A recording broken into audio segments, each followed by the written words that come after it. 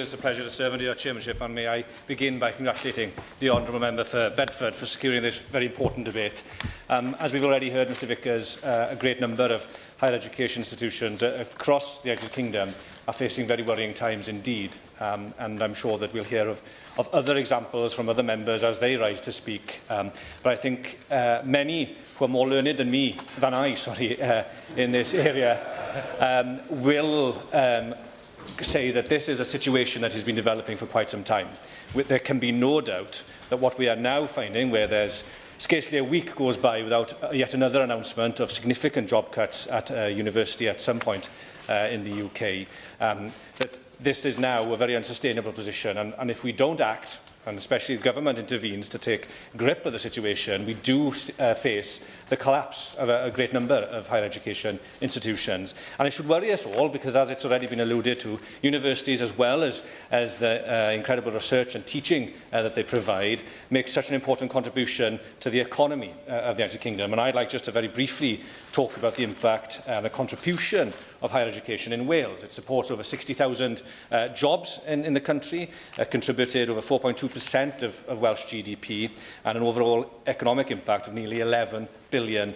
Now, the new government has identified growth as a key mission for its administration, and in terms of growth, research and development will be key. And in Wales, just as in other parts of the UK, Welsh universities are critical to ensure that research and innovation can benefit not just communities but also the economy, amounting to 37% of all Welsh research and development expenditure. And in my own constituency of Ceredigion-Preseli, I know that first-hand from the good work of the Arbor Innovation Centre associated with Aberystwyth University. But further than that as well, universities help ensure that we have the skills needed for a prosperous society and economy.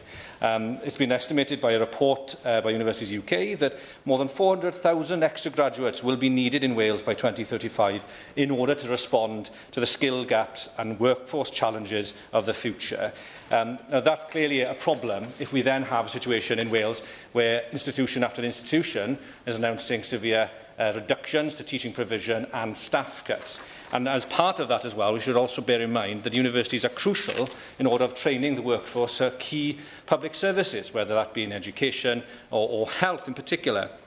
Now, the other thing I would like to say and emphasise from my own personal experience, and not just as an MP, but also as a person who was born and raised in the university town, the town of Lampeter in Wales, the birthplace of higher education in Wales.